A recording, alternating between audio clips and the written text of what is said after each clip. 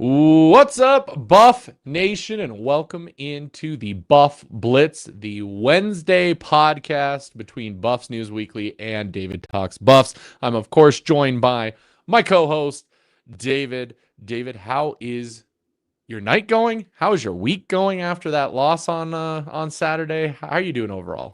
Man, I think doing good, all things considered, right? I think there's still, even though the season ain't going the way we want it to go, there's still a lot to play for. There's still a lot of storylines that I'm very excited to follow. And I legitimately think, wow, we're going up against a very tough team. This is not an immortal team. And I'm excited to talk about the ways how Colorado can pull off an upset. I think it's going to be a fun game, man. This feels like a Big 12 rivalry that has been developing, man. How are you feeling? Yeah, I'm feeling better after that game. Obviously, being in that game, we didn't get to talk post game since I was at the game. It was definitely frustrating being there, seeing the potential that came out with this team. I'll say it. I was talking a lot of smack to the BYU fans in my section because I was in the away section again, and even though we lost by 3, it was frustrating. It was definitely frustrating. Frustrating overall. It's bad when I take my wife to the game. By the way, it was only her second ever college football game. And she turns to me on the way out of the stadium, Dave. You know what she says? She says, "Man, that Salter guy is not very good, is he?" When non-football watcher watches that game unfold and says that to you, you're just like, "Oh man. Oh, yikes." There's two crowds when it comes to what happened Saturday night. We can get into that a little bit. Yeah. There definitely is that crowd that is blaming Salter. There's definitely the crowd that's blaming play calling. I went through a list of about 5 or 6 things that I think led towards that loss. Dave, I'm interested in hearing from you. What do you think now that we've had some days, we've had some time to look back on the game, we've looked at what's happening, but you tell me, how are you feeling? What do you feel like the problem is with CU and why we lost that game to BYU? Well, I think that there's a lot of blame that goes around that deserves. There's a lot of things that deserve blame. Rather, let me start over. Now, the Kane Salter dilemma is really interesting because in some respects, he's why we're in that game. Because with his running ability, rocking the zone read, all of that, he helped keep us in the game. He helped us get out to that 14-0 lead. On the flip side, more so in the second half, it was some of the decision-making, the throws that he wasn't making that also put this offense behind and why it kind of ended up stalling out. So it's inconsistent quarterback play, man, when it comes down to it. The defense, they played better than I anticipated. But again, Still the not theme good. with this team right now is in crunch time or when you got to knock somebody out or show your killer instinct, whether it's on offense or defense, this team lets opponents stick around. They don't finish guys off. And that's what happened with BYU, man. In the most important moments of the game, they played better.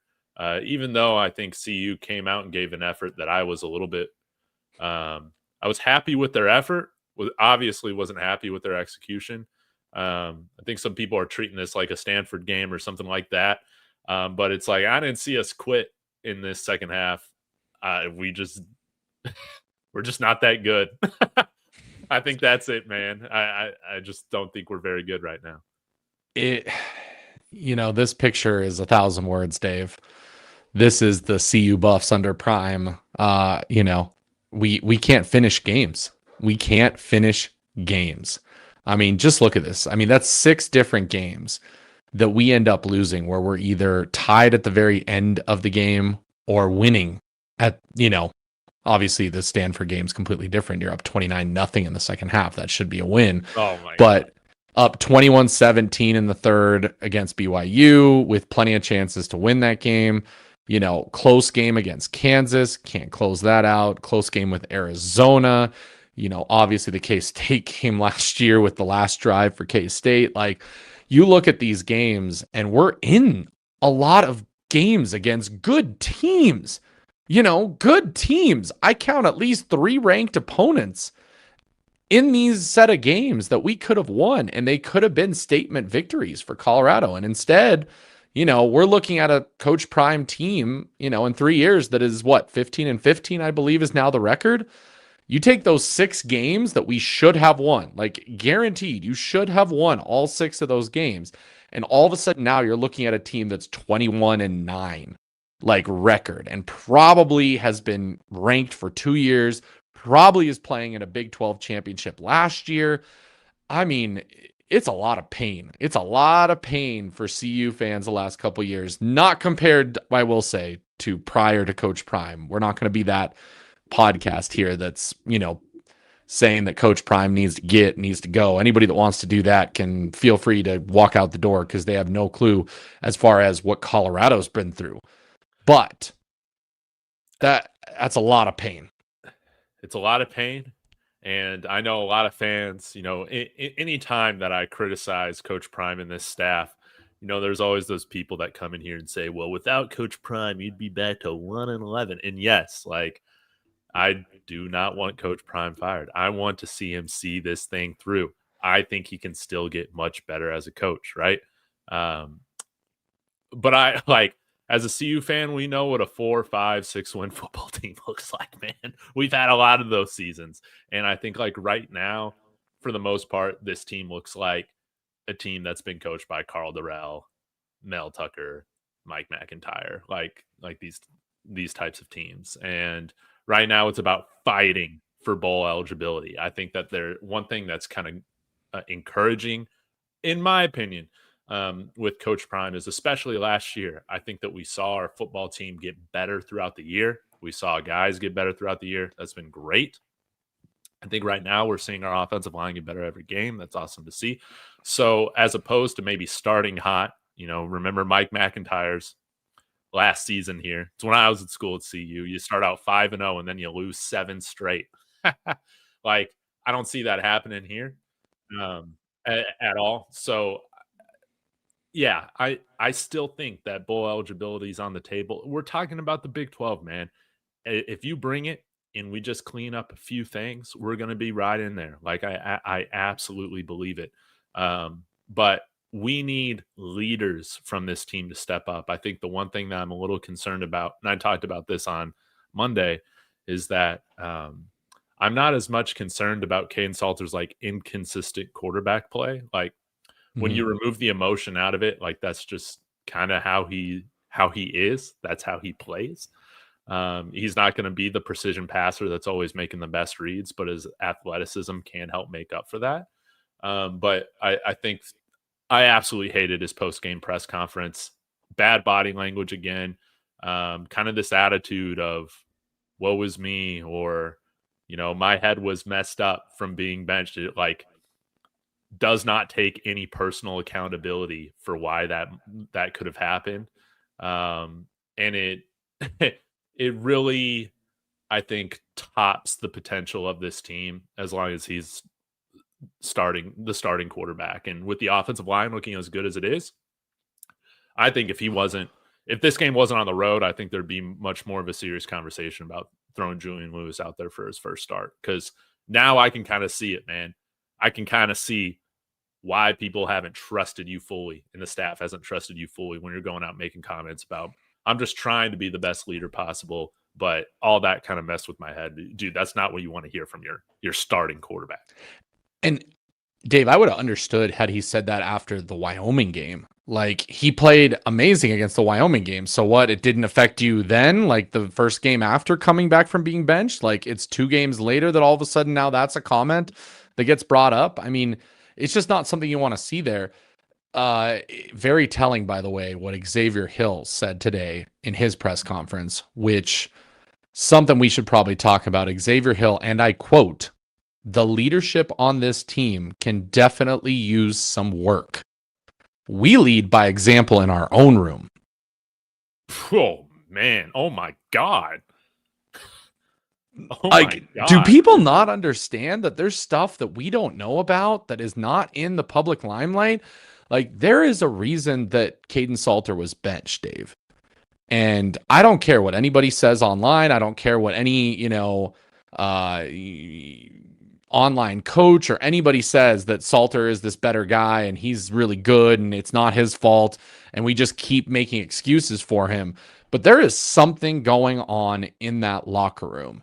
And there is something going on the practice field. There's something going on in the quarterback room when the best, and I will say he has every right to say that when the O-line is the one part of this team that is balling this whole season.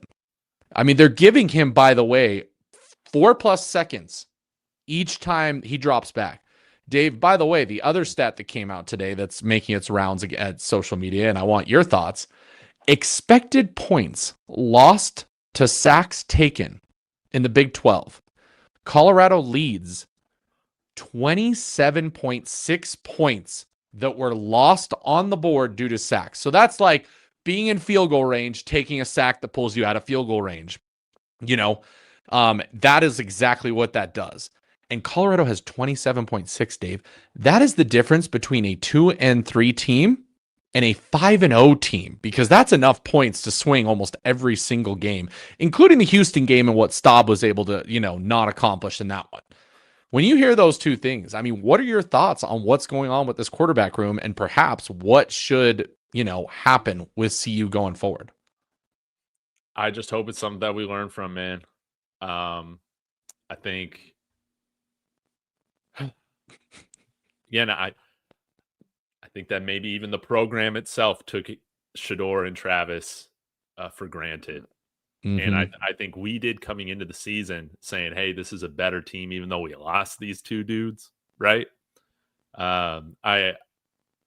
We didn't talk about nearly enough the leadership void that was lost coming into this season.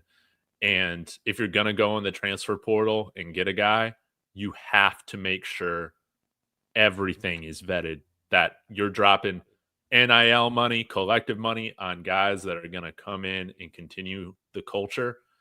I think we might have just been better off, maybe in retrospect, Russ. I know it's not how these guys are wired, though, but seeing this as a transition year, really doubling down on the young talent and the leadership that you have there that's up and coming. They're just not ready yet because they're like freshmen, redshirt freshmen, sophomores, all that. And really play in preparation for 2026, because like right now, I talked about it, man. It's just we missed on big guys right now when it comes to just not bringing in leadership. We spent a lot of money. I don't know what it was, but I imagine it's a lot of money on Caden Salter and Jaheim Otis, and these guys have been zeros when it comes to helping lead this team. Yeah, that's the key. I mean, skill set aside, because Jaheim Otis has been grading out pretty well recently. Caden Salter grading out pretty decently, looking decent at times. Definitely, definitely the better quarterback right now. We don't know what Julian Lewis is if we give him more time, but I mean, between Staub and Salter, absolutely the best quarterback. But you pay that kind of money for a guy to be the starter and you expect him to also lead. Something is going on with this team that he is not leading. And again, we can say all we want on paper, this is what he looks like. There's plenty of quarterbacks out there that had the skill. They didn't have the leadership capabilities. They didn't have the, raw talent. Yeah, it's there. It's there for some players. I mean, you can go back, again, not fully doing a one-to-one comparison with Caden Salter and this person, but you look at like a Johnny Manziel, who even after his playing career even admitted like, oh, I could care less about the playbook. I could care less about this, that. I mean, literally, he was succeeding and winning the Heisman off of pure talent alone. The question is, had he actually taken it seriously, what could he have been? That's the big question. I don't know what's happening, but something's going on this team. If players are making these type of comments, if Caden Salter's getting benched, if Coach Prime's making comments about the leadership and really stepping up at times, it's just kind of crazy that's happening right now. And I'll say, dude, even to your example of Johnny Manziel, this guy didn't take it very seriously, but again, I don't know how he did Balled out. But he made sure that he had the respect of everybody on that team, and he led that team. And I think that's the other thing that we see. It's like, again, Caden Salter has he has a lot of ability, man. Like, I was very excited about having a dual threat guy come out here. But you see the lack of confidence, man, here in the second half of games. Like, he just does not have that confidence. And maybe, I think I made a mistake of where I just excused 2024, just saying, oh, well, that team sucked. He was on that great 2023 team. And maybe I should have looked more seriously into, why did Liberty suck last year? Why didn't he lead better?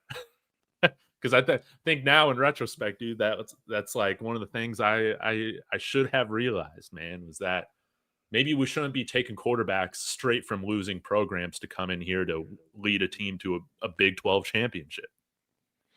Yeah, I mean, for me, it's rough. I mean, here's the thing, and a lot of people are saying it in the comments, Dave, and we've talked about it. I know you did a video about it, the transfer portal versus high school and all this stuff. What we're seeing more and more now, that teams are really truly turning to the transfer portal now to be a big part of their teams moving forward, is you're seeing boom or bust when it comes to the portal. You're seeing some teams hit on a number of players, and look at where they are. They're at the very top. And then you're seeing teams like Colorado, heck, Florida State last year, you could say, in that transition they made. But Colorado this year now, way too many misses on the transfer portal. And because we're still building up the high school recruits and the high school ranks, because let's be honest, every year, I mean, most teams are hitting on maybe 10 to 15 high schoolers, and it takes a couple years. I mean, I will say the 2025 class, we've got to admit, is doing pretty darn good. They're one of the few consistent points of this. So the future is bright for Colorado. That's what fans need to understand, is they're doing it right when it comes to that. Maybe this year just becomes a blip on the radar, and unfortunately, the transfer portal couldn't overcompensate for what we needed on this team. That's, that's what we have to understand. But this is a part of the season. This is a part of every year. This is going to be a part of college football going forward. The transfer portal is not just going to go away. And teams who have not adopted the transfer portal have absolutely, completely just fizzled out and completely imploded on themselves, i.e. like Oklahoma State's one of those teams that, Gundy did not believe in the transfer portal for, really overcoming what you had. And look what happened to Oklahoma State this year. So it's rough, because you're going to have these years where it's just going to be a bust year when you don't hit on those guys. And we did not hit on enough guys in the portal. I can name maybe like a handful of guys that are where they need to be. The rest, out of the 20 plus portal guys, are just not where they need to be.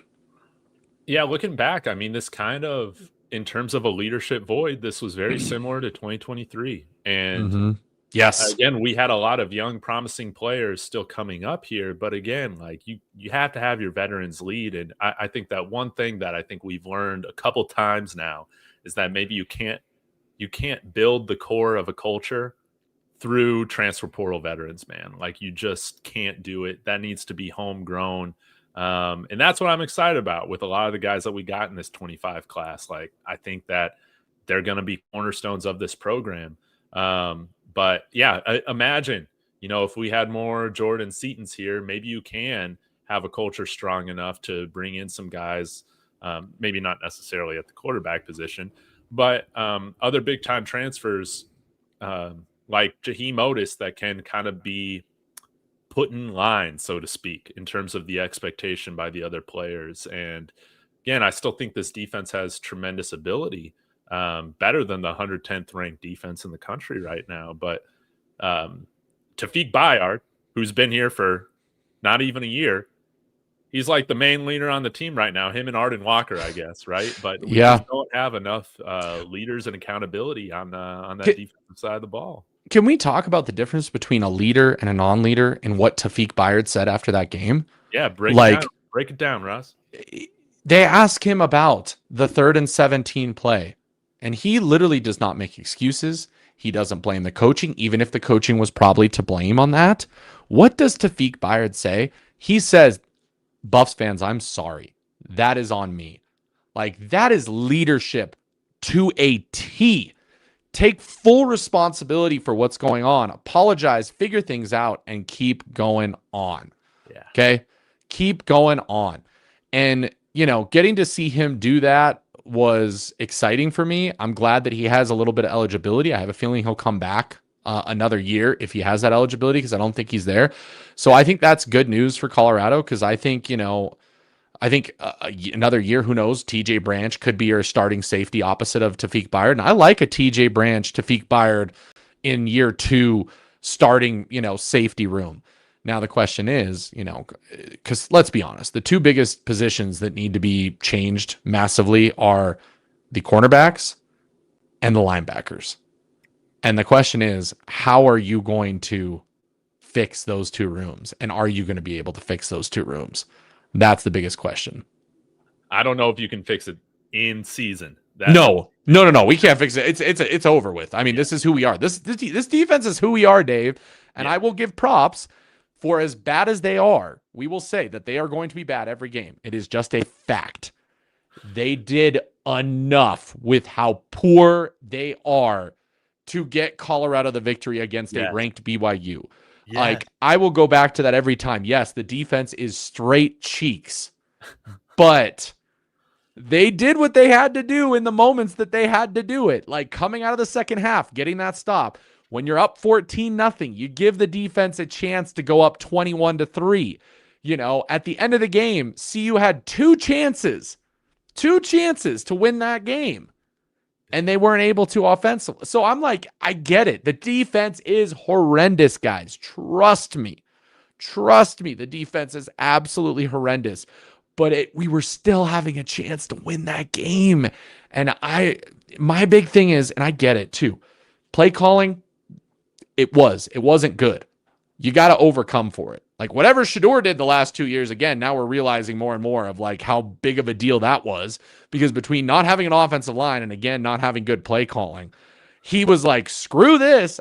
I'm taking the reins. I'm doing what I want, and I'm just going to do whatever it is to make a win happen, which it does not seem that Salter is necessarily capable of doing.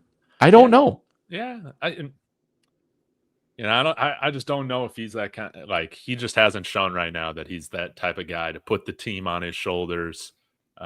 Because again, I think that his game, it lacks consistency and confidence. And we've seen that lack of confidence here at the end of games. But I think one encouraging thing, like, from, I guess, all this, Russ, like, is it's not a bad thing that I think that we've shown to be pretty good at, like, recruiting and developing high school talent. I would like us to move into this direction a little bit more. I mean, I know you kind of have to play the patience game with these guys. Might take a couple years to be ready, but if you already know that these guys are firm culture fits, they've been around, I would think they would probably cost, like, you can get a handful of high school guys potentially for the same cost of one transfer portal lotto ticket.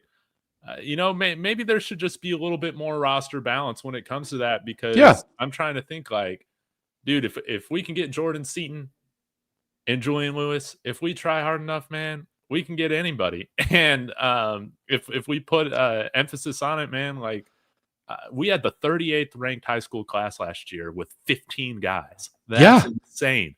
Imagine if we doubled that, where we'd be. That's what I try to tell people. Like, I had somebody say that, like, CU's the 60th ranked high school class right now. And I'm like, look at what we've done the last 2 years. Like, we are a late bloomer when it comes to commits. This is the most commits, by the way, that CU has ever had in the prime era at this point in the recruiting cycle. Okay. And we're in the 60s already. Like, we're going to be top 50 easy. Yes. Easy. Now, if we get a few more recruits, numbers wise this year than we have in the past, maybe we can break the top 25, which would be a great thing for this team going forward. But you're starting to see that certain positions are filling out with guys who are young, high school recruited guys that we're not going to have to go after in the portal as hard. Like, you're not going to have to go at the top guys. You're going to go for depth, of course. You're always going to go for depth at all these positions, but London Merritt, Alex McPherson, they're the cornerstone of your defensive line moving forward. On the offense, Seaton, Juju, Micah, Draylon, You've now got, 4 guys on the offensive side. You got 2 running backs. You got a quarterback. You got a left tackle that are ready to move forward. You've technically got guys in Chauncey Gooden and Cardi Smith that I hope are ready to go on the offensive line. And Yo-Yo. So you've got maybe like what? One big, but the point is, Dave, if we only have to go after a couple of positions in the transfer portal for starters, what does that mean about the type of transfer portal guy they're going to go after? They're going to have a little bit more money to spend on the top guys at those positions and really go after the guys that I think a lot of people in the comments want us to see us go after. So maybe we can prioritize, Dave, some really good corners in the transfer portal if we don't have anything going with that, because I don't know very many freshman corners that are coming in and starting day one and dominating college football. You look at Cormani McLean, what happened there? It took him some time to figure his game out, okay? It just happens. It's not a position that's easy to come in and play day one. Receivers a lot different. Running backs a lot different. There's a lot to that, but we're building towards that. And I think, to be honest, I think the kids see that. So to anybody that wants to say that Colorado is about to lose everybody to the portal and everybody's checking out and, the high school recruits aren't going to be coming, they see that the pieces are there. The best parts of this team are going to be here for 3 to 4 years. There's no reason to jump ship now just because this year with the older guys is bad. That's the big difference for me. Kane Salter fails to handle himself as the guy of a face of a program. But I think it's very clear, even early on, that Julian Lewis understands the weight and what that means. Yes. And so, again, like some of the big reasons why I didn't want to see him play at first, big question mark with the offensive line. Like, how's that going to be? You can't have him getting blown up. Now that's a huge question mark that's been answered. Gunnar White's crushing it with this offensive line.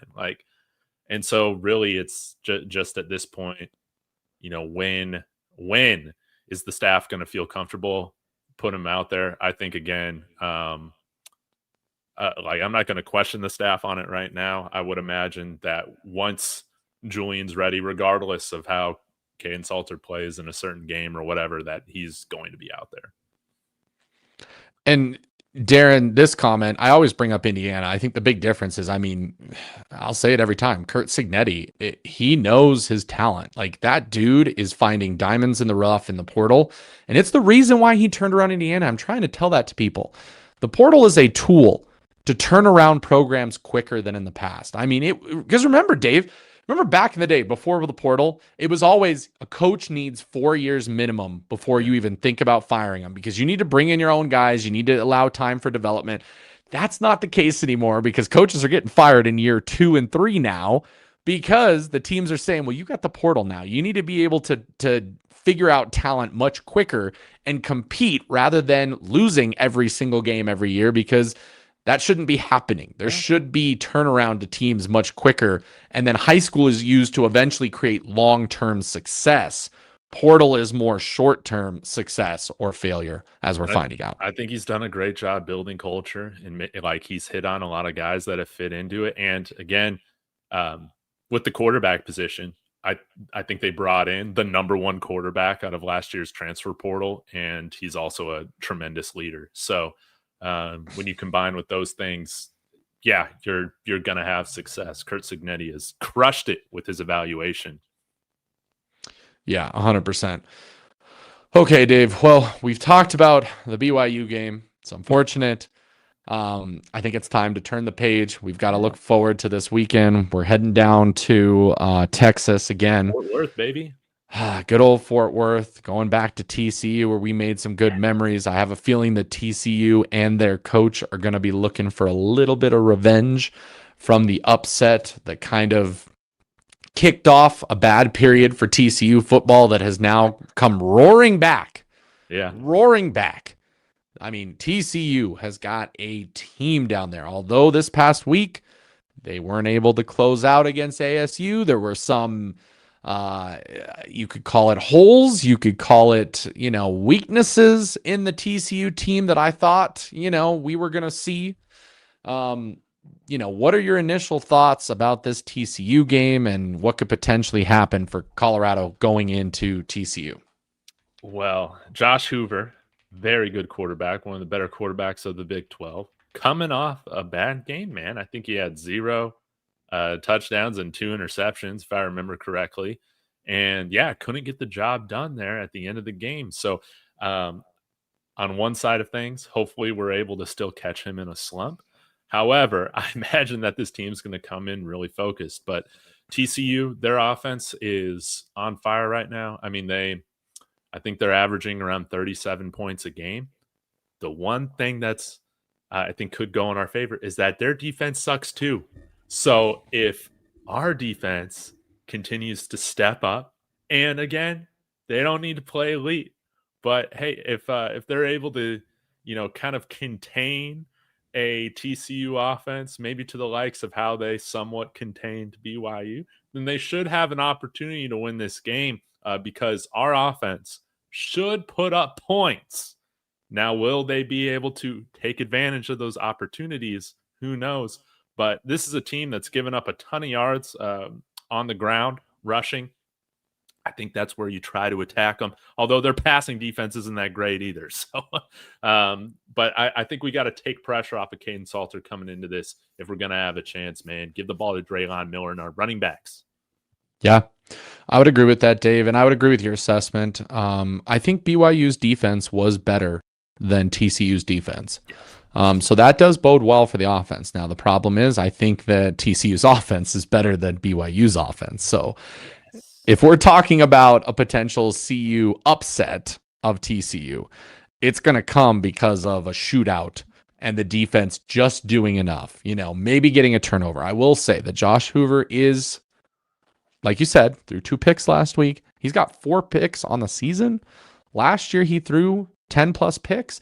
He is prone to turnover ball, but you get that when a quarterback's like that. Watching Josh Hoover play, by the way, and I'm going to get a lot of hate for this by CU fans, he kind of reminds me of Shador in how he plays. Oh, yeah. Not really a full dual threat, but a very good pocket passer that when he needs to, he will run with it. And I have a feeling that's not, CU's not good against that. I get that we're not good against the primary run, but when our coaches are not spying on the quarterback and our corners are, the line's not getting enough push, that's where I'm a little worried, because that was where Hoover played well against ASU, was when the play was kind of dead, when there was nobody open, he was getting them, yardage when he needed to.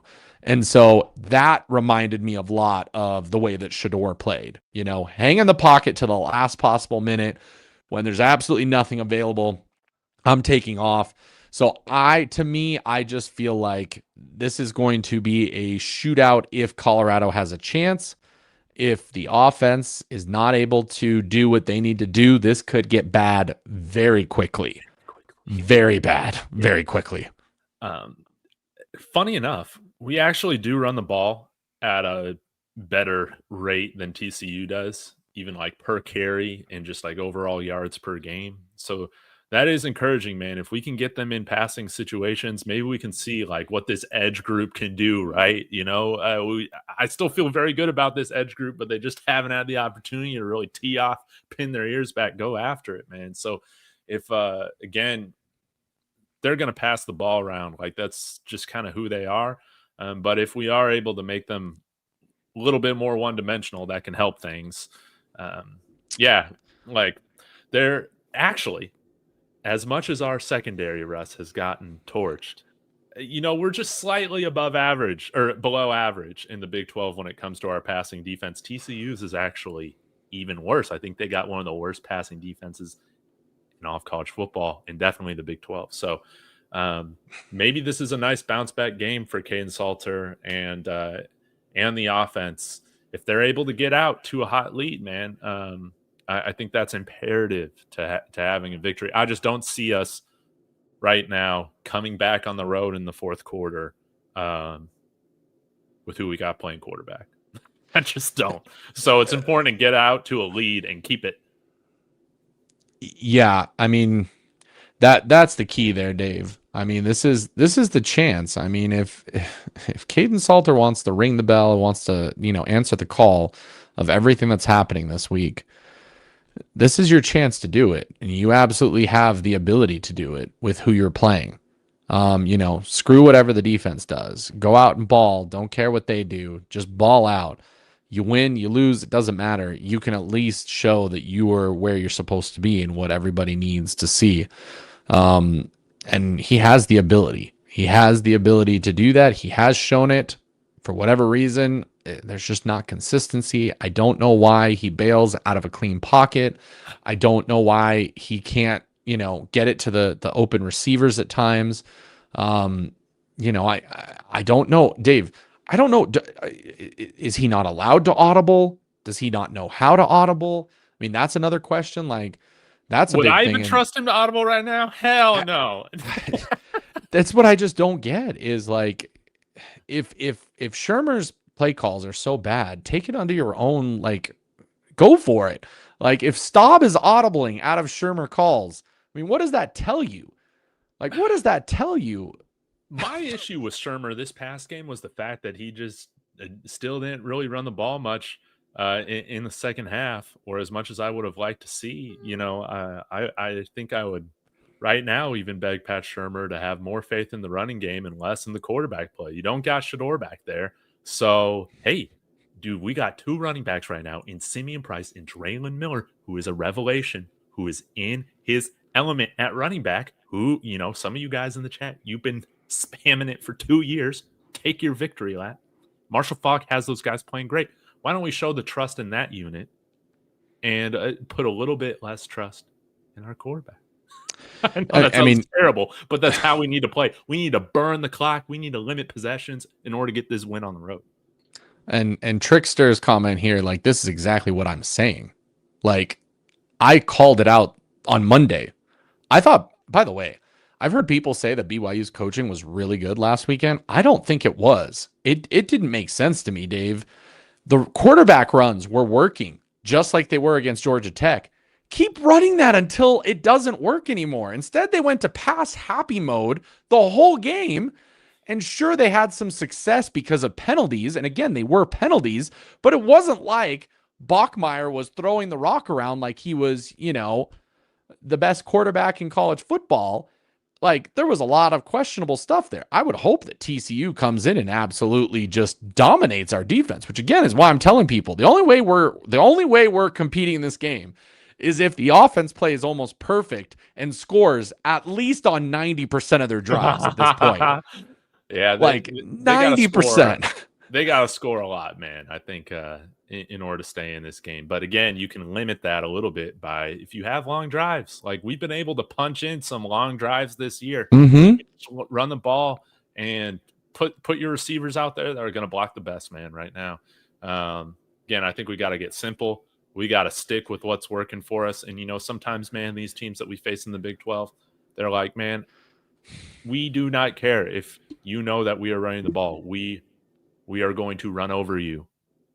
We're going to enforce our will. That's almost how I feel like we need to start playing, man, with until Julian Lewis is ready to roll, we can run a more balanced offense, man. I think that we should just we need to double down, man, on running the ball. And I think it could be good for us long term as well to just have that as your identity, man. I think that's that's the recipe for victory or getting bowl eligible is run the ball more. The comment here that's saying that Salter doesn't have he's not allowed to audible. I guarantee you Shador didn't have all the time and all the chances to audible. Shador was literally going out there and saying, screw Pat Shermer, Travis run deep, I'm throwing you the ball. You know what that is to me, Dave? That is a guy that's saying, I know what I'm doing. I'm confident. I'm going to do whatever I want. Screw this offensive coordinator that we all know is terrible, and I'm going to go succeed without him. Like, that to me, in this situation, because your coach is so bad and nobody will say anything, that shows some leadership right there to just say, you know what, screw this. I'm going to succeed despite you. And that what happened. Because the fact is, Buffalo Soldiers, I know what you're talking about, and I know what happened in the play breakdown of the All-22, because I watched the All-22 as well. The play calling was absolutely horrendous. Do something about it and stop letting Shermer dictate what's going on. Tell your guys in the huddle that you're changing the play and make a play happen. that to me is him saying he knows what he's doing. That's the hard part. I know that part of Shedeur doing that is because Prime was in his corner. But if Caden does that and succeeds and gets touchdowns, you know that nobody's going to question that because Prime ain't benching a guy who's succeeding visually on the field. Right now, it's a combo of the play calling sucks and Salter's not making the right decisions at some times. And so overall, it just looks horrible. If I'm Salter, I say screw it, and I'm just going to go do my own thing. I will say, me personally, I think my quarterback philosophy is a little bit different than what Coach Prime talked about last week about how I need my guy to go make like 4 or 5 plays. I think that defends kind of what you're asking Salter to do right there. Russ is like, go out and be him. The problem is that I don't think Salter is that player to just go out and be him, man. Like, I think that is only the elite quarterbacks can do that. And as much as I've been wanting to see Kane Salter be elite, he just ain't that, man. So take the ball out of his hands a little bit more, run the ball, and get creative in the run. How about that? Damn. Buddy, we're trying to read them. You guys are going crazy in the chat, okay? I'm the guest today. I haven't looked at doing the best I can going through all your comments, okay? We're also talking here. Buddy, we got to do our best. Like, if you really want your comment shown, especially when it's the dual show, because we've got literally 2 chats going at once, like, that's where super chats come in. We'll definitely read your super chat. And send a super chat. Come on. All you guys want all this attention just for free, man. Come on. You guys are cheapskates. You're good, buddy. I love you. My man. You guys are such cheapskates, man. You want all the praise and not put any of the work in, damn it. I interact with my chat probably more than anybody out there. So they know it's not on purpose. It's not on purpose. But I would agree with that, Dave. I mean, I would agree with that. I think you're right on with that. And, that's where it's at. I mean, it's unfortunate, but I think that's the problem. I don't think, my big thing is, and I want to say this, I do not think that Salter is the worst quarterback ever or that he is 100% to blame in this. But combined with the crappy play calling from Shermer, the offense and how it's formatted and all this, he's not the quarterback to lead this offense. Dude, he's been the worst leader at quarterback we've had here in a very long time. And that's the key, is we needed somebody who was ready to come in and take the spotlight. I've heard so many people say, stop talking about Shedeur. Stop bringing up Shedeur. Like, Salter's having to live in the shadow of Shedeur. Salter came here knowing that he was going to have to live in the shadow of Shedeur. You're coming here to play for the darn guy's dad. What did you expect? You got 3 years, 5 years of YouTube. You know what you're getting into, dude, but it's hard for me to not imagine, like, dude, what would Steven Montez do on this team? Are you kidding me? Like, dude, again, this guy, he just doesn't have it. I hope that he proves me wrong and leads an amazing 10-point comeback against Fort Worth. I'm sick of shitting on this guy, but he doesn't have it up here when it comes to the leadership, man. And this is something that predates Prime to like the leadership void we've seen at quarterback here, man. Like, this is something that we haven't seen in quite a while. Like, I see the talent, I do, but it's that mental aspect. It's the lead. Like, why come to see? Like, that was why it was like when Juju, Dave, we were going after him. I was like, out of all the high school guys out there, Juju made the most sense because that dude has been raised with the pressure on him. Yeah. He has literally been viewed by the country and by the football world as the next big thing his whole life. He's had the camera in front of his face since he was 8 years old. Like, that made sense. That guy is going to be ready to go into the shadow of, Shedeur. We're finding out, and people have said this to me so many times, Dave, that Caden Salter is an introvert. He's just really quiet, and he's all this. I'm like, well, why did you come to CU of all places if that's who you were going to be? I really don't give a shit. You're paid money to come here and be the face of a program as a quarterback. Like, I don't want to hear no sob story. I don't want to hear that you don't got the personality for it. You're right, Russ. You shouldn't have come here. Dude, going back to the 2020 season, we had Sam Neuer convert from the safety position to play quarterback for us. And he showed more leadership than what we've seen with a real quarterback. A guy, Cade Salter, he's a real quarterback with a real quarterback skill set, but lacks the intangibles, dude. Dude, we went 4-3 that year. And I don't think we were expecting to win more than one game in that 2020 season. But you know what Sam Neuer did? He commanded the offense. He rallied the troops. He played within the offense. And he showed toughness, discipline, and man, he ran over dudes. He threw for like a 50% completion percentage, but I don't care, man. He led us to some victories that we weren't supposed to get as a converted safety. I mean, you got it there. You got it there. I mean, there's a lot of people. I mean, there's some people in the chat are saying, you know, we need to stop talking about Salter like this. I'm like, we're not going to coddle a guy. Like, he's in the limelight. They're getting paid now. Like, that's the hard part. You go out in the press conference and you give a woe is me type of thing hunched over like this, dude. I like, sorry, my patience is wearing thin, dude. Like, you have to understand what it means to represent not just a football team, but all of CU. Like, this is much bigger than yourself, man. Yeah, it did. It did. You know, there's a lot of stuff to be said with that. This is who we are. And here's where I'm going to go with this, Dave, because I've also been seeing some people say, like, this is the final game for Salter. He's got to prove that he can, you know, take that next step. I don't think it is just yet, because we have the bye week coming up. I think you shoot for that bye week for Juju once it hits. You know, if the next two games don't go well, because it's 3 weeks of the bye week, I believe. We have 2 games, bye week, and then Arizona. Is it Iowa State next week? Yes, we have Iowa State next week at home. By the way, somebody did make the point, this is Salter's first road game because he didn't play at Houston. So he's playing at TCU, which honestly, to me, is a much more difficult environment to play at. Yeah, dude, it's gonna be rock. Than Houston. It's gonna be crazy when it happens. So, you know, and agreed, Lamar, we're not giving Shermer a pass, by the way. We've been saying that Shermer is horrible, but in spite of Shermer, quarterback's got to be able to take a step up and do something just to show that there. Yeah. So, we need like real college coaches, because this NFL stuff of go be him, it's not college. You're not going to have a bunch of guys that are go be him right now.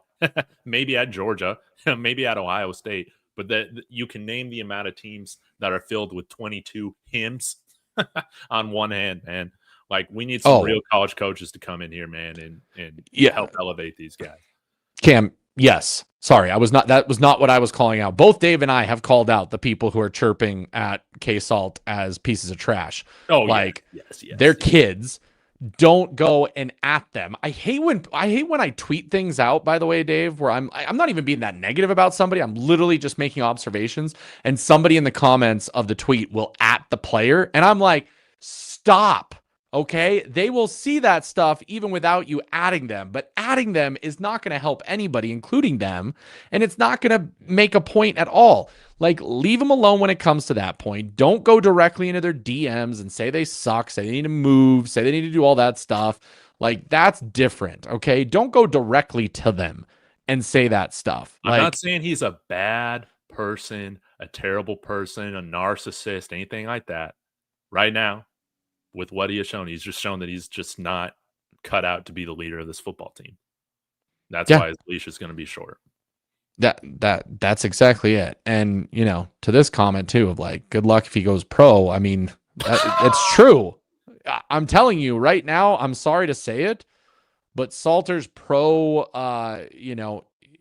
thoughts are going out the window as we speak. He doesn't even think like a pro. That's the problem too. Because he doesn't handle himself like a pro. The scouts are watching.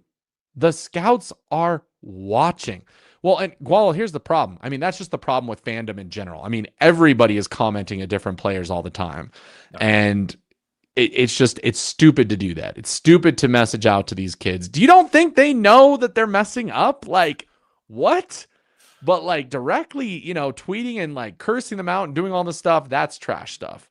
That's trash stuff when it comes to fandom. So let's not do that. Let's not do that at all.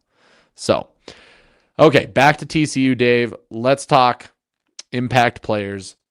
if Colorado is going to get a victory, okay, if Colorado is going to get a victory, who are you looking at to be the impact players for this team? All right. Well, I'll start on offense.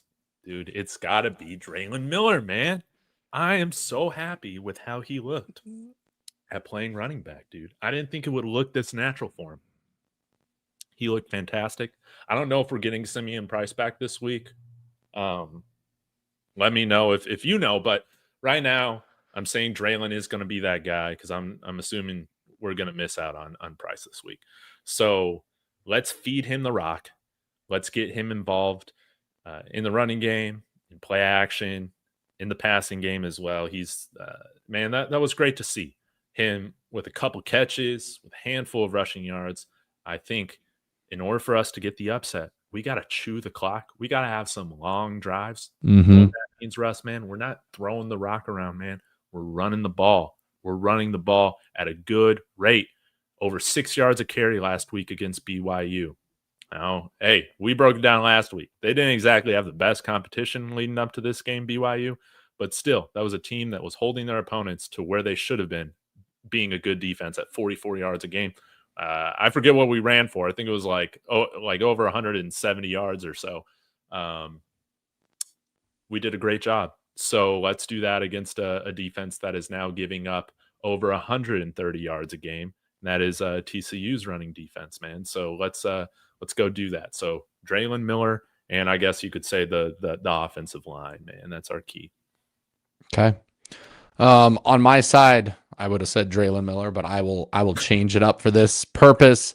We need a receiver to show up. We need a receiver to bounce back. For me, I want to see Sincere Brown bounce back. He's got the speed, he's got the talent, he's got the ability. As far as the deep ball, can we get him that deep ball? Like, if we're going to be in this game, if we're going to be able to, again, successful run game, open up the pass, take a deep shot. That's how football should work, as Jordan Seaton would say.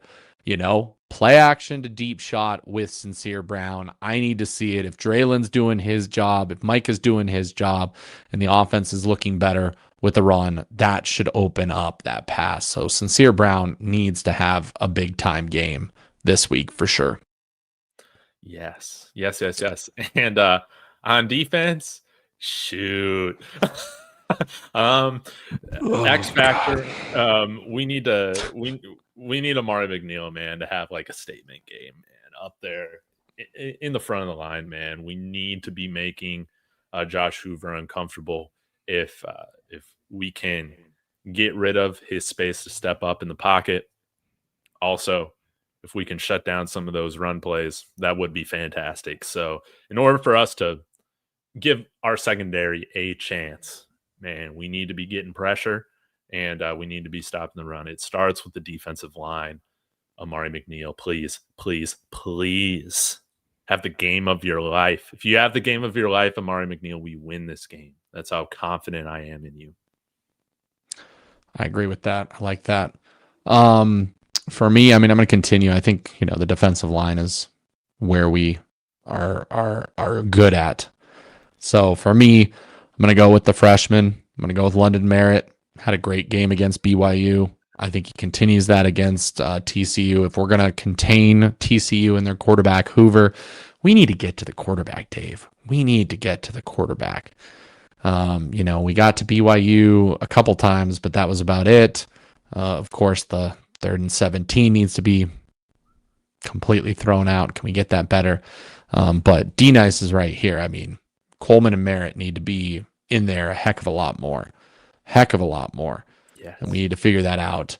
I'm hoping that the corners can turn around for once in their life, and actually look at the ball to actually, give the refs a hard time when it comes to making those calls. Dude, and here's the thing. When you see it with everybody, when you see it be an issue with everybody, that's when I say it's on coaching, dude. Yep. They're not being taught correctly how to turn their head around. And I just wonder, and maybe, again, this is not for me. I'm not saying this is a hard thing. I just wondered, my question is, I feel like football has kind of evolved, Dave, from when it was during like Coach Prime's days at corner. I think it was a lot more physical, and they allowed a lot more when it came to pass interference. So I wonder if maybe some of the technique is just not carrying over. Because I remember early on in Prime with Well Off Media, we had a practice where he talked to the corners about that exact thing. And being able to look back and do all that stuff. That part's frustrating to me because you're going to get called every single time if you don't look back. You deserve to be called every single time if you don't at least look back. If you look back and you still get called, yeah, let's put on the refs to blow those calls and whatnot. But I mean, we weren't even trying, man. When you're looking back, you do. You get away with a lot more. I mean, they can't call every single one, and in BYU they called every single one because there was no looking back. Yeah, so they made it easy on them to say, well, that was why we did it. We have that definition. We need to figure that out. Absolutely, going forward, that needs to happen. But the defensive line needs to get to the quarterback faster to help out the piss poor defensive backs at this point. That's the only way that's going to change, because the defensive line is the only thing we really have going for us. And we'll see what happens with that. But that's where I'm at. I'll go the defensive line for impact player that needs to happen. Dude, that sounds great. Shall we take our break? I imagine yes. we're at a nice little peak here. Yes. Before do we want to go with Profit X first or Taco? Yes, let's do that, Dave. Let's hear what you have to say about the partners over at Profit X. Yes, Profit X, flagship sponsor of David Talks Buffs. Thank you, Russ, for collaborating with me on this. Really, really do appreciate it. Here's the deal, guys. You guys have heard me talk about this. Profit X is your number one peer-to-peer sports prediction market. So you're betting against, or rather playing. You're playing against your peers, not the sports book betting against the house, right? So available 40 plus states, including Texas, Colorado, right? You can get fantastic odds, some of the best you can find out there compared to traditional sports books. So we'll go through these here, but use my promo code Dave and get up to $200 of profit cash back in your first 30 days playing. Fantastic deal. So here's the thing. You cannot find this anywhere. I was even on Vegas Insider this afternoon looking at it, man. Colorado plus 13.5. It's essentially even odds at minus 101. At minus 101. You can find like minus 104, 105, maybe minus 110 is what I've seen in a lot of places. You basically get even odds. And as you can see, I threw a nice little $5 of profit cash on that, man. Not to get too far into my prediction, but plus 13.5 on the road. I understand, man. TCU is a rowdy environment to play in. But I believe that this program plays TCU tough. I see us covering. So I had to throw some profit cash on this, man. So now will I also double down with the over on this at 58? That remains to be seen.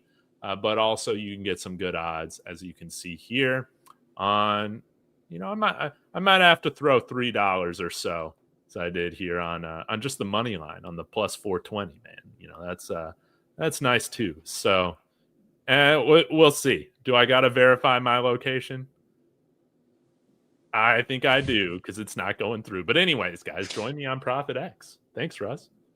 Yeah. So make sure you guys go get that bet. Now, Dave, part of our predictions, before we get to our second sponsor. So you are hammering the CU Buffs and the money line for the game. I'm going to be betting on that money line, man. You got plus 420 odds now, man. 420 odds for what? What's the spread?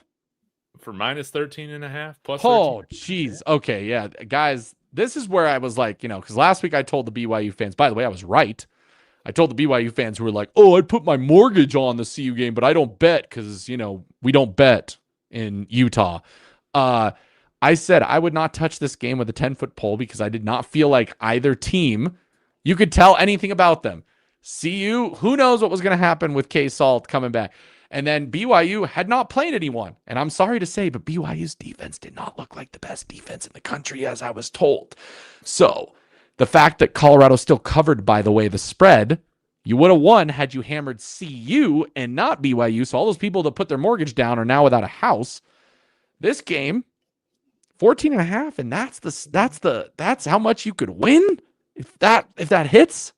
Oh, no. Money line is plus 420. Oh, okay. Gotcha. Plus 13.5 is minus 101. So essentially it's even odds. Yeah, okay. Even 100 odds. for 100. Even odds. Still. Yeah, dude, even odds. I see this team playing TCU tough, man. I see them do I do as well. I don't think we're going to win, but that's a little teaser for our predictions later on. But hey, let's hear from our other wonderful sponsor this year. Dave, they have done wonderful. They have sponsored us very well. And that is, of course, the good old and the classic Taco Bell. That's right, baby. Taco Bell is your best sponsor. Now, we've got a new read this week, baby. Yes. We've got a new read because Taco Bell wants to talk to you about the Cantina Chicken menu. Okay, Taco Bell has launched a new era of chicken, and it's not your parents' poultry. The Cantina Chicken menu debuts a new flavorful chicken that is slow roasted, perfectly seasoned with Mexican spices, including garlic, onions, and a variety of chilies. Additional premium ingredients highlighted on the menu include shredded purple cabbage, white corn tortilla shells, freshly fried, and pico de gallo, freshly prepared daily.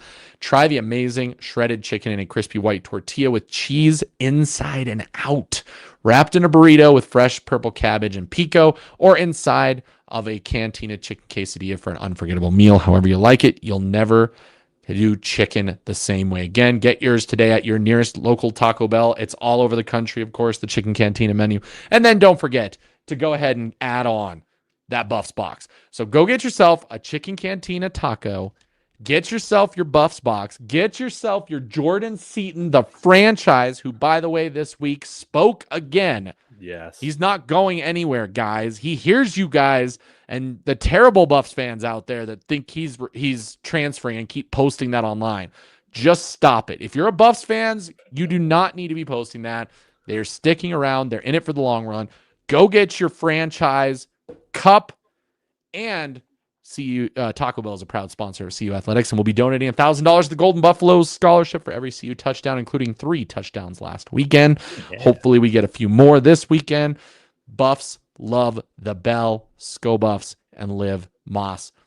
Hey, I love me a good Cantina chicken. And for those of you out there in the comments who always want to comment that Taco Bell doesn't have good food or blah, blah, blah, the Cantina chicken menu, not only is it good, but if you look at the macros on it, it's actually pretty good for you. As bad as fast food can be, it's definitely a good option if you're looking to lose a little bit around the midsection. So, go get yourself some Cantina chicken stuff. Delicious. Okay, Dave, it's come to that time. Before we get to the questions in the chat, you guys can start lining up questions. If you want to actually I will start starring them. We will get to them at the end. Yeah, they better be supers for Russ. They better be supers. Throw some supers out there if you want some questions answered. But, Dave, let's get to the predictions. Yeah. CU, TCU in Fort Worth. How you feeling? What are you thinking? What do you think is going to happen? What do you think the final score is going to be? I think it's going to be like a weird scoring game. So I don't know if this is a strange record or score prediction, but see it being a 1-score game, but us not getting it done in crunch time, man. That's how I see it. Give me TCU 35, Buffs 27. Okay. So 8-point loss for CU. They cover the spread.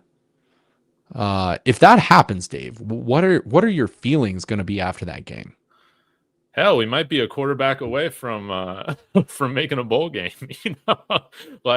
Again, I think that this is a team that is showing a lot of young promise, man. And I know we got a group of 37, 38 seniors, whatever, but in the words of Matt McChesney, if this is the product with all these senior leaders on here, man, sorry, you had your chance.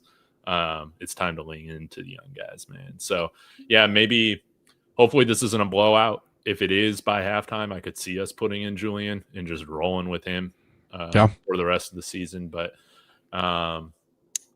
let's go out here and get a victory, man. I want to see Caden Salter and some of these guys, dude, shut people like me up, man. I want to be made an idiot going on to my post game, and I will be thrilled if we can get this upset, man. Absolutely. Absolutely. I mean, we got nothing to lose in this game. I mean, No. you look at the line, you look at what's going on right now. We're expected to get blown out in this game. So anything less than a blowout is a pretty darn good thing. And a victory is an absolute unbelievable thing. I mean, this is literally It's the Big TCU 12, part 2. dude. It can happen. I'm It just not going can. to predict it. It can. It can. I'm agreeing with you, Dave. I'm pretty much on the same page. I think it's going to be a high scoring game. I think in the end, CU won't have enough to keep up with TCU. TCU is just going to be able to put the ball in. I'm challenging the defense right now. Hey, if any of the defenders, and I know some of them follow me on Twitter and some of them interact with me, if you guys want to if you want to be upset and mad and make a point of it, then, show up on the field with it, because the defense is just not it. I mean, by the way, this just got posted, Dave. Through 5 games, Colorado is the 12th worst rushing defense in the country, allowing 197 yards per game in rushing, almost 200 yards per game just in rushing alone. So defense, I'm challenging you right now. Make me eat my words, but I'm going to go with a little bit higher scoring. I'm going to say 38-30. I'll say 38-30. TCU is going to come out victorious. I think it's going to be there. Now, I think this could potentially happen. I do. I think Sonny Dykes will try and run up this score if they get a chance. So this offense has to come ready to play. Yeah, it does. It absolutely QB runs. Does. It could be way worse. I don't think it's going to be 30 points, though. Okay. I don't think it's going to be 30 points. Hey, there's Buddy coming in with the $5 as always. Buddy is the man. Buddy is the man. Put your money where your mouth is, buddy. Start lining up the questions, guys, if you have them for us about this game, things that you want to hear about, things that you want discussed. We will spend the next few minutes doing that. Until that happens, Dave, my big question for you, Dave, and I kind of know the answer already, but is it official? Like, is this sealed? Does Pat Shurmur need to be gone after this season? And is he going to be the question should be, Dave, is he going to be gone? Dude, how about this? Dude, enough with this NFL talk, man. How many NFL guys does Georgia have on their staff, dude? How many guys does freaking Ohio State have? Ryan Day never coached in the NFL, dude. So, again, good programs put guys in the NFL, and that's like what we need to focus on at the coordinator positions, man. So I'm willing to excuse Robert Livingston this year because I think it is fair that we don't necessarily have the same talent on defense as we did, even though I still think that he definitely deserves some blame for having the 110th worst defense in the country in year 3 in Coach Prime. To me, he deserves some blame for this. But Pat Shurmur, I think we are averaging, I have it open here right now, on offense, dude. On offense with this NFL offense, right? With Pat Shurmur being an NFL guy, we are averaging in the Big 12 25.8 points per game. You might think that sounds good. If you follow the NFL, guys, that is ranked 14th in the Big 12. We are third to last in the Big 12 in scoring offense, man. Pat Shurmur, I believe his contract is done after this year. Yep. Fire him into the sun. I never want to have to speak or think about this man again. All this man does is average. Yeah, and Chip Kelly last year, NFL. Is he an NFL guy? He's a college guy. He didn't succeed in the NFL. He didn't have a long career in the NFL. He's never had real success in the NFL. He's your Nick Saban, Urban Meyer. Those guys go have a cup of coffee because they don't work in the college game. And let's be honest, the pro game doesn't work in the college game. Yeah, man. Now, so I'm all for having these NFL guys coach the position groups. Yes. I think that's fine, but we need some real guys to bring some ingenuity in the schematics on offense, man. I'm sick of seeing. And here's the thing. Pat Shurmur's not going to be fired. His contract, I believe, expires after this season. Just be done with it. Go enjoy retirement, man. And that's the key. Dave, you made a great point, and I think that's something that not a lot of people are talking about. I think that's exactly what's about to happen. I think they're going to just let Pat's contract expire. They're not going to fire him. That's the best way to quote unquote get rid of one of your friends, is to just simply say, "Hey, just ride off into the sunset and be done." Like that. That's where it's at. So the question is, yeah, can Coach Prime get somebody else? But I agree with you. And people are like, "Oh, the D line is coaches are just straight crap." Like, I mean, London Merritt and Alex McPherson are looking pretty good. That's showing they develop. Maybe the other guys they grabbed are just not good enough personnel wise. I am not against our position coaches, and I said that from the get go. I've said that all along when we've hired these guys. I'm like, because people are like, "Oh, NFL, players can't coach." The problem is they can't probably do the X's and O's. But they know technique, and that is what that position is all about. That is all it's about, guys. The coordinator positions are the X's and O's. The position coaches are about the technique and getting those players right. And if I'm being honest, I mean, you look at the defensive line last year. Hey, Sapp was here too, so you got to give him credit. And this year, it's not just Pecco. Everybody's thinking that Pecco is the reason we're not getting sacks. Like, by the way, Hilo is one of the defensive edge coaches too. Yeah. We have 3. And Warren Sapp got a promotion, and nobody wants to throw some criticism his direction, man. And they're all saying Pecco being on the staff, man. Everybody's going after Pecco. Like, yeah, it's a 3-headed monster on the defensive line room, just like it's a 3-headed monster on the offensive line room. Like, give those guys a pass when it comes to what you're seeing when the X's and O's aren't living up to what needs to happen. So the coordinators need to do this. And this is a good question from D Nice, because I would agree on this. I mean, Shermer is a part of the recruiting. We have several pictures of people with Shermer, at their schools. That did happen. Christian Ward, there was a picture. Pat Shermer was at his high school this summer. So it sounds like Shermer is going out and recruiting in person because of what we're seeing. But there is a list so far of guys available. Dave, I want to get your takes, by the way. This is so far. One of my viewers actually sent me a message of all the guys that are looking for jobs so far. Okay. For offensive coordinators.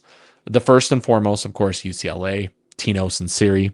Yes. Jeff Gallo, Monmouth, Rick Bowie, Western Kentucky, Graham Harrell, Eric Edsness, Jordan Davis, John David Baker, Tim Cramsey, Kevin McGavin, Dean Kennedy, Kevin Decker from Old Dominion, Terrence Archer, Delaware, Alex Mortensen, UAB, Brent Peace from Montana, Clint Killa.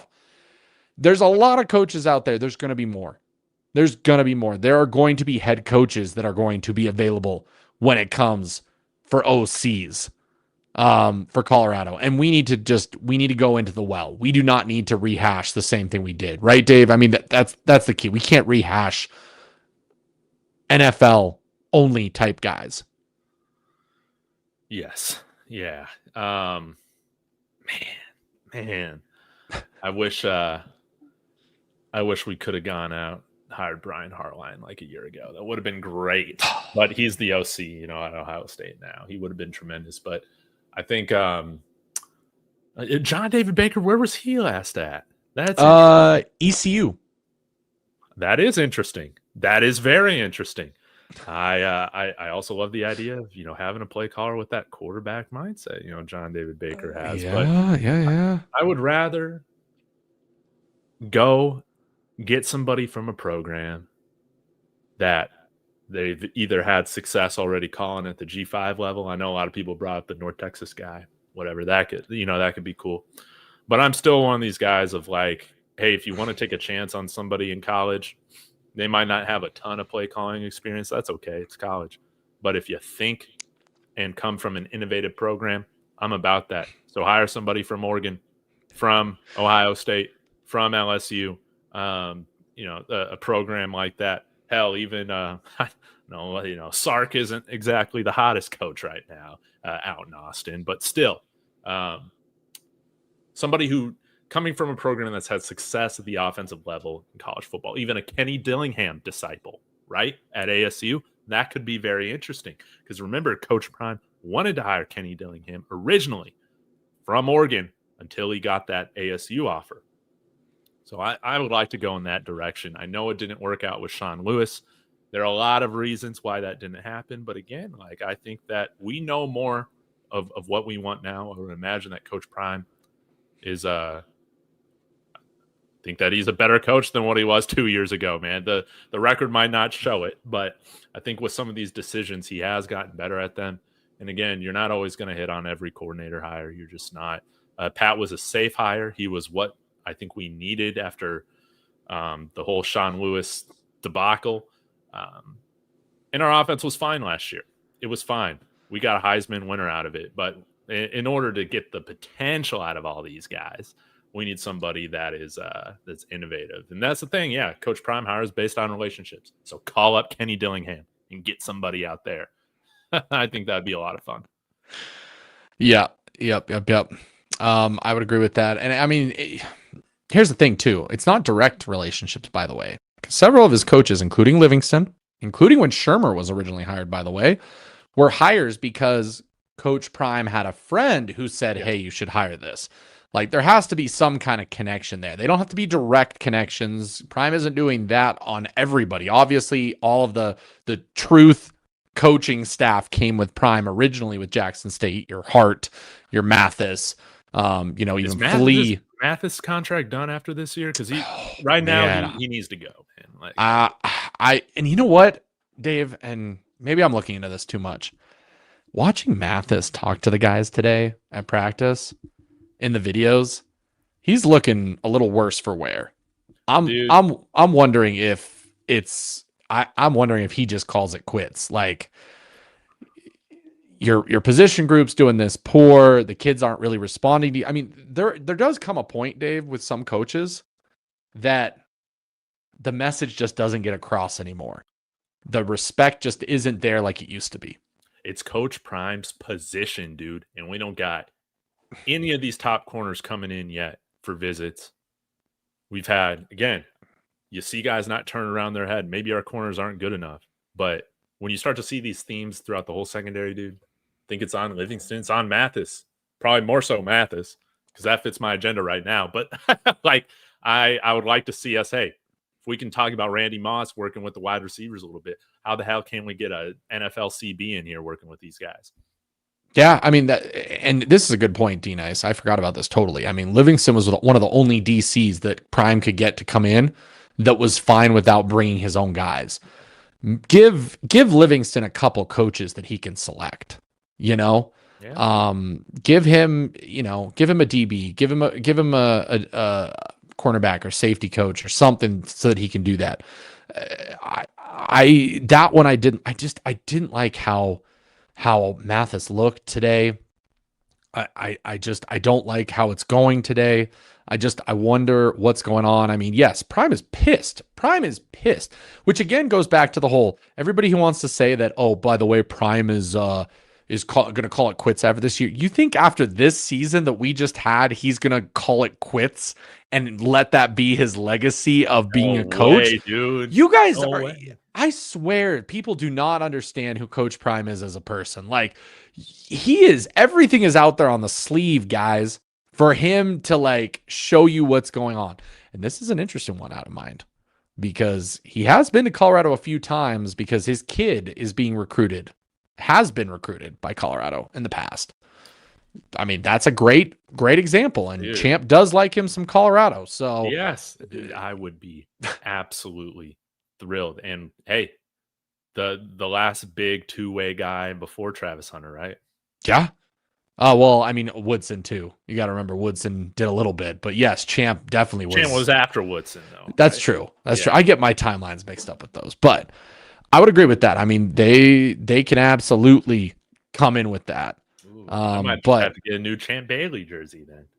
Oh God, could you imagine? I mean, by the way, I'll have to show you later on. I'll do it on a different stream, but some cool things with the Broncos and that stuff. But I get it. He wasn't a top. That's why he couldn't bring his own. I get it. but he's shown glimpses of what he can do. He is a player's coach. I think he can figure things out. What I like about Livingston is he'll even admit it, that he's still learning. He's still figuring things out. He's constantly reaching out to others. He's even said that. I reach out to other coaches and I ask what they see and I figure that stuff out. Like, guys, this is literally his second season coaching as a coordinator. Give him a little bit of slack, okay? If he continues not to change things, then that's one thing. But Shermer is a dinosaur when it comes to coaching as an OC. Like, this is it. This is what you get. And then, I remember this offseason, Dave, plenty of people were saying that Gunner was a terrible hire and the O-line was in shambles. I was nervous about it, man. And we should have done that. And guess what? They're excelling. They are absolutely excelling to an extent. Can it be better? Yes. I'm not saying it's perfect, but they're doing enough to make it work. Oh, dude.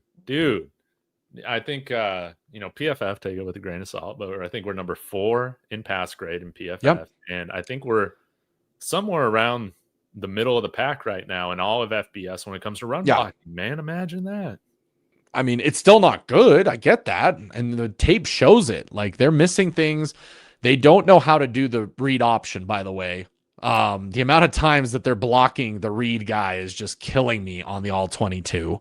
So that needs to be figured out and fixed. I don't know whose call that is. I'm going to assume it's OC, like play calling, like this is what you're supposed to do, but who knows? Either way, it's definitely better, guys. The O-line is way better. Like, Salter is getting plenty of time back there. I wish we had some better schemes up. I wish we had some better, play call when it came to the routes that the receivers are running. I think we're putting them in a position to fail there. And I think that, unfortunately, the fact is that Salter doesn't like hanging in the pocket that long. He gets ghosts. He gets happy feet. He wants out. He goes out. So you know what you do to that? You scheme around that, but that doesn't seem to be happening, which is why I'm like, let's get this OC out of there. Let's get somebody who can adapt to what they have going on, adapt to your players. I mean, look at the Broncos and Sean Payton. I mean, Sean Payton's the ultimate like OC who's like adaptable to who his players are in what he did for Bo Nix last year and how that like evolved over the years. We need an OC that's willing to do that here. It just seems like Shermer is so stuck in his ways of like, this is what we're going to call. I mean, it's hitches and goes. Like that should be his new CD album instead of, you know what, and hose. It's hitches and goes. Like that's the new track for the Shermer album at this point. Yeah, man. Hopefully, what are we, 5 games through? So we got 7 more games of Pat Shermer. That better be it. Yeah. I mean, Dave, the fact that you brought up that Shermer's contract is up tells me everything I need to know. I think it is up. Let me Google it to make sure. Because here's the thing. I wonder, too, if maybe Brett Bartolone or somebody else is also helping out a little bit more with X's and O's just based on the creativity we've seen. Who knows? People want to say that he is. Whatever. It would also make sense that if the contract for Shermer is up, let's just quietly just kind of figure things out behind the scenes. Yes. And I guarantee, Dave, that people like Juju and Seton know that Shermer's time is probably close to being up and know what the future could possibly be. I mean, who knows? Maybe Coach Prime is already working on finding a replacement going into next year. Maybe that's it. I mean, yeah, it was a 2-year deal signed going into 2024. So yeah, it ends when the 2025 season concludes. So he's done. He's done. Hopefully in 7 games, maybe 8 games if we can pull off a bowl game. Yeah, I mean, here's the thing, Mercer. I get it. Any OC is going to want to bring in his own staff outside of the offensive line, who, by the way, is doing really good, and the running backs coach, who, by the way, are we not giving any like credit to the fact that this running back room, even with some subpar run blocking, is balling out to an extent? Can we talk about that? Does everybody want to talk about, like, everybody in the comments is like, stop with the legendary non-coaching football players, except here's Marshall Faulk doing what no one else could do on this team and actually do well with the running backs. Like, they look different this year. Like, yeah, if he wants to come in the new OC and do a wide receiver coach or a tight end coach or, whatever, some analysts on the side, I think Prime would do that. But you're not going to completely clean house on the offensive side of the ball when your line coach and your running back coach are doing spades with not the greatest of talent all the time. Yeah. And you hire those guys, you know, OC to gel with those guys, man. That's how I see it. But yeah. Yeah, and I don't think the world will burn if we find a new wide receivers coach or a tight ends coach. Like, I mean, I like those guys, but again, like again, the program does not hinge on who is coaching our wide receivers and tight ends right now. Yeah. Well, and after the game, I am giving credit to O-line. I literally just said that. But if you watch the All-22, there are definitely some plays that the running backs are making something out of nothing. Yeah, dude, they're making the right decisions. They're cutting correctly. They're doing the right plays. There is a drive to them, and you see it with how Falk is coaching them on the well-off videos and how he's talking to them like no running backs coach has ever done at this program. Okay, Flea did not talk to them with that kind of urgency and information. So it's both. That's what I'm saying. The O-line and the running back room is the best thing about this team, period. And who would have thought that, Dave? Who would have thought that in the last couple years that we would be saying that about a Coach Prime team at CU, that the running back and O-line are really the only positive rooms at CU right now? Can you imagine? Part of me loves it, dude. Because I think it bodes well for next year. It does. It 100% does. And I think we can definitely transition.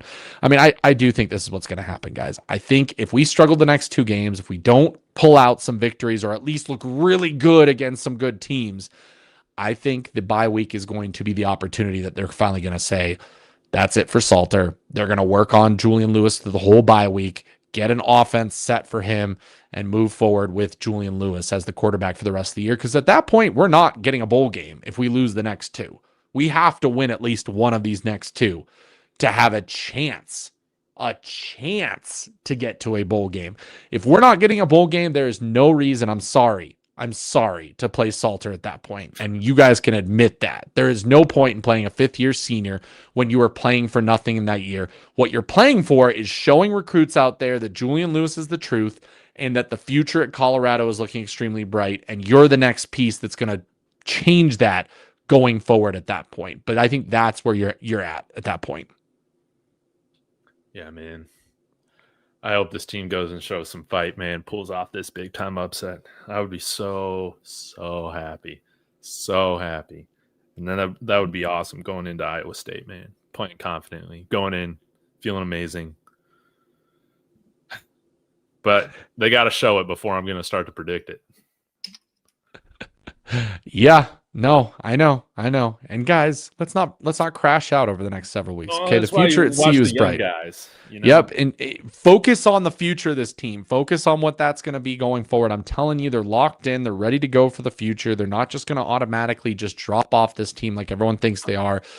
These guys are different kind of guys that Coach Prime brought in. I'm telling you, they are committed to CU moving all forward, and that's where everything is at. Yeah, and which comment?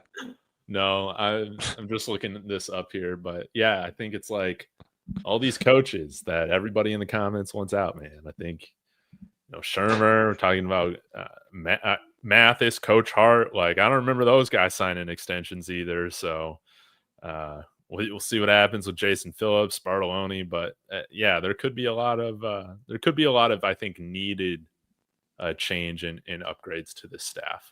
So. This is the big question, and I've already made my answer, Dave, but with 2 conference losses, even if you win out, the chances of making that. I mean, we didn't make it last year with 9 wins. We'd have to win out to get 9 wins, and we're already 0-2 in conference play. Like, no, man, we need to be talking about just getting to a bowl game. Yeah, like 6 wins is the target at this point. 6 wins is the target. And Esses, to your point here, Salter should be benched.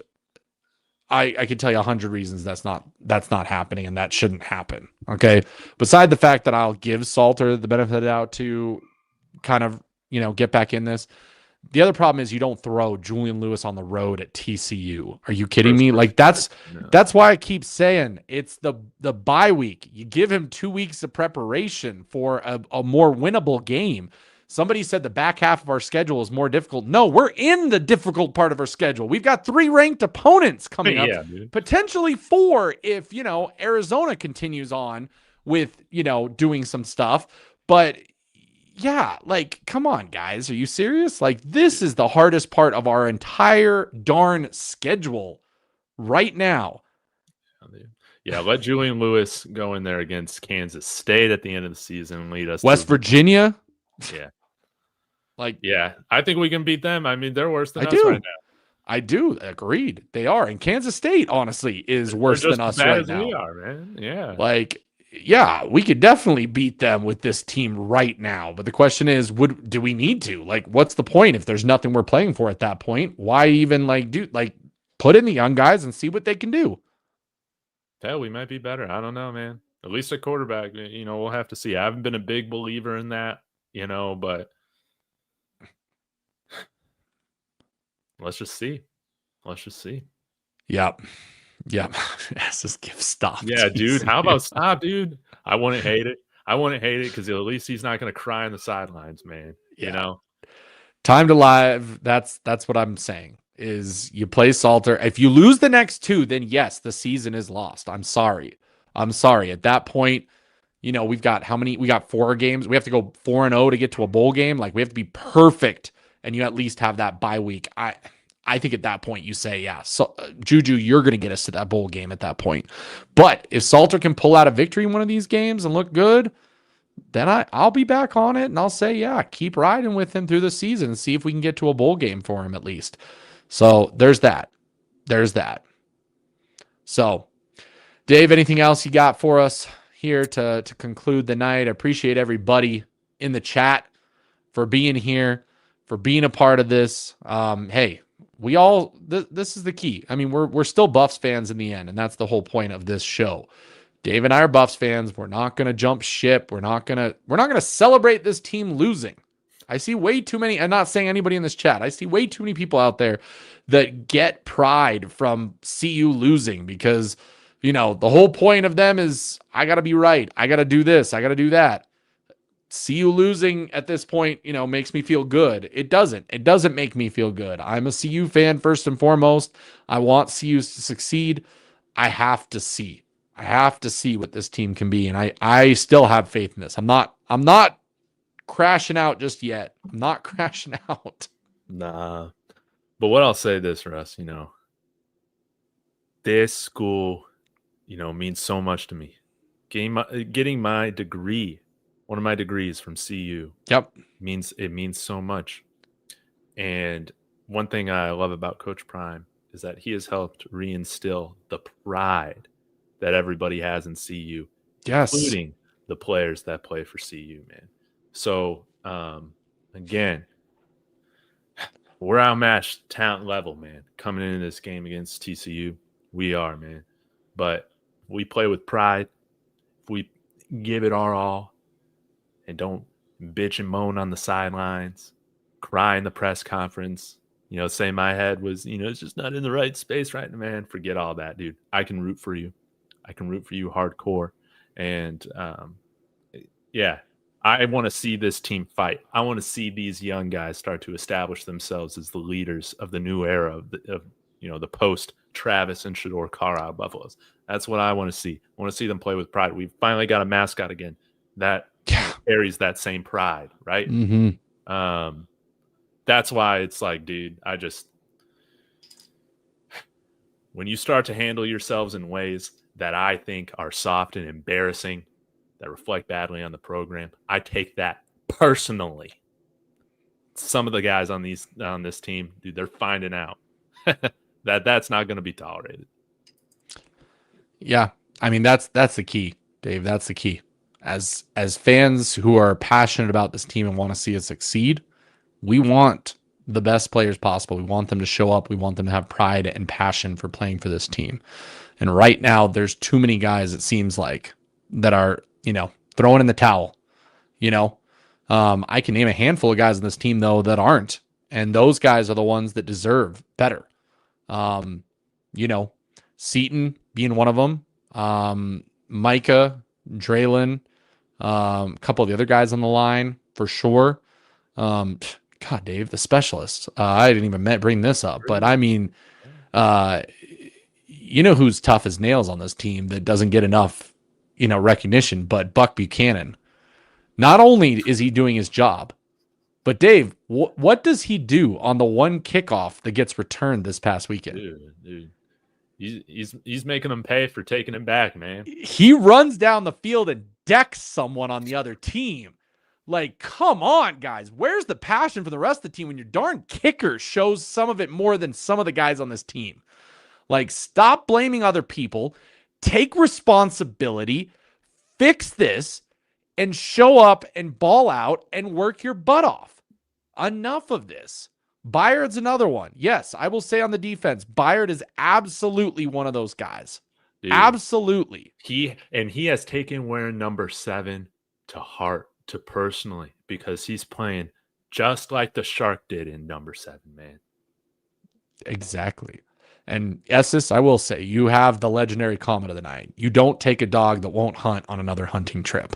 And to everybody out there that wants to say that Caden Salter is this unbelievable, amazing quarterback, and it's on the coaching staff, and they're all making excuses. I get it. It absolutely is on all those things. But if he's a dog, he would still show up and he would make things happen, just like some of these other guys are. You ain't going to win chips if you're tender. Right? No, that's right.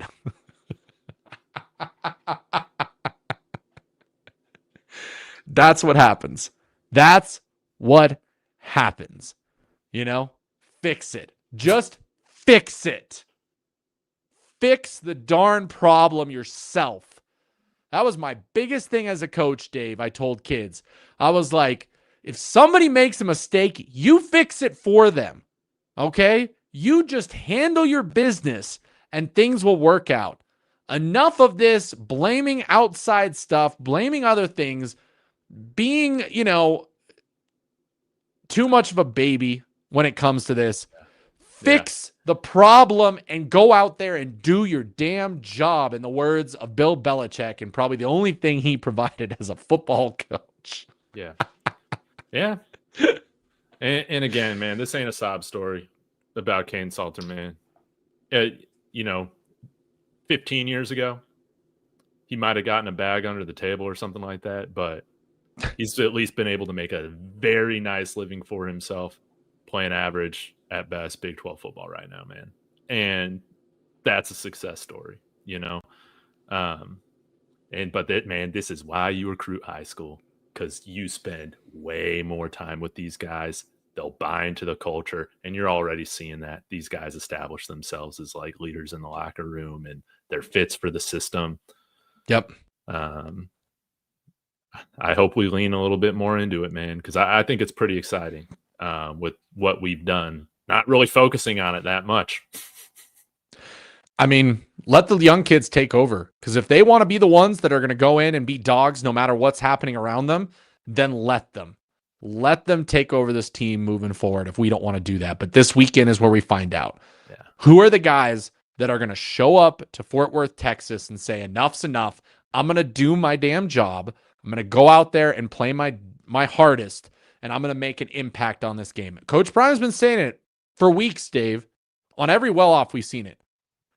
Who's going to step up and make a play? Because nobody is deciding to do that when this team needs it. Mm-hmm. Who's going to be that person? Who is it going to be? I need it. I need it right now. No matter what anybody says, your coaching staff can be absolute shit, but you can be the best player in the world and come into this game and do what you need to do despite what they do for you at this point. Do it. Yeah, we need some Sam Noyers, dude, to show themselves, especially on this defensive side of the ball, man. Guys will say, man, I don't care if I'm not the best, man, but I'm gonna go all out, and I'm gonna leave everything out on the field, dude. And that's what Sam Noyer did, dude. That's what he did. Can't believe I'm talking about Sam Noyer, but they should go back and watch some of his play, man. This team should, man. This guy had every excuse not to be successful as a quarterback, dude. And he wasn't great, but he at least led the team, man, in that and exhibited those things. Ran the ball really well. This team could learn from that. Yep. Right No, 100%. They're too soft, man. So it's 100% across the board. And hey, again, yeah, if the coaches are running the wrong scheme, trial you want, it's pointless. Sure, but you'd still flash on tape. There's still players flashing on tape, even with crappy scheme. I'm not saying that you have to be victorious for us to know that you did the right thing, because the scheme shows up on tape. The scheme shows up on tape. Yeah, but dude, you can scheme ain't about not turning your head around when the ball's thrown your way. Bingo. I mean, that's a player thing. They have to decide to do that. They have to decide to do that. Letting interceptions do just go through your hands. I mean, Dave, I'll leave it with this. Both as CU guys ourselves, what is the quote that the Athletics is supposed to live and die by? The pride and tradition of the Colorado Buffaloes will not be entrusted to the timid or the weak. And right now, there are way too many timid and weak players on this team that need to turn this around right now. Who's our cocaine cowboy? Who is our cocaine cowboy? You need to watch that show on Amazon Prime. Dude, this guy for the USC national championship teams, you know what his role was? To give everybody steroids, to give them all performance enhancers when they were down, when they were hurt. Man, this guy kept but dude, that's what we really need. We need a cocaine cowboy here in the offseason, dude, because we need some roid rage on this team. I'm not even talking about just getting stronger on the defensive side, man. We need some people playing with some rage, playing out of their mind. That's what we need, man. We need some crazy. We don't have enough crazy right now. That's right. Okay. But that's where we'll leave you guys. Okay. We will be back. Actually, by the way, quarterback, my bad. Actually, by the way, just a little bit of announcement, some delays for me. I'm going on vacation this weekend. I'm still going to watch the game, but I will not be around to stream. I will probably stream post-game Saturday with you, Dave. I probably will still do that from my hotel room, but okay, good. The Monday show will be delayed. We'll do Wednesday afternoon before Buff Blitz. We'll do the call-in show, okay? Because I won't have my equipment. I can't do all the call-in stuff and all that. May do kind of a random video or something one of those days, but yes, going on vacation Friday to Wednesday. So just know that, guys, as far as my programming goes, no Monday show. We will reschedule it for Wednesday afternoon. Dave, what do you got going on? What do people look forward to on your channel coming up heading to the weekend? Well, David Talks Broncos tomorrow. I got my weekly show with Rawhide where we go through our NFL picks. It is hilarious. Rawhide made up some ground on me this week. So y'all go check that out over there. This was my first losing week in the NFL pick'em I had, man. It was a bad week. But of course I'll be dropping some more Buffs videos, probably some more recruiting things, try and catch up on that before the game on Saturday. So yeah, stop by both channels and dude, I might be dropping a new channel. We'll have to see. But if you do come across the Sleeper Nuggets X account, I am now the man behind the face of that account. I'm going to be posting nuggets every day. So now I'm wondering, dude, if I need to start a Nuggets channel. We'll have to see. Probably. My answer to that is probably, Dave. You probably need to. Just do it. Just do it. Nuggets. But I ain't doing every day. Maybe like a weekly recap or something like that. Like the way you do your show. Yeah, every couple days. Yeah. Schedule it out. Okay, everybody. We appreciate you guys for hanging out with us on this Wednesday night. Hopefully, hey, we've got some happy stuff to talk about this weekend after the game against TCU. So be on the lookout for that. Of course, make sure you've liked and subscribed to both channels. Head over to both if possible. And we appreciate all the support, the super chats, all of the members from both channels that are part of this. We appreciate you as well. All of your guys' support is amazing and awesome. And of course, thanks to our sponsors, Profit X and Taco Bell, for sponsoring both David Talks Buffs and Buffs News Weekly Yes. this week. Yes. We appreciate you guys so very much. Until next time, for the Buff Blitz, I'm Russ. He's David. And as always, and forever, let's go Buffs. Let's go Buffs.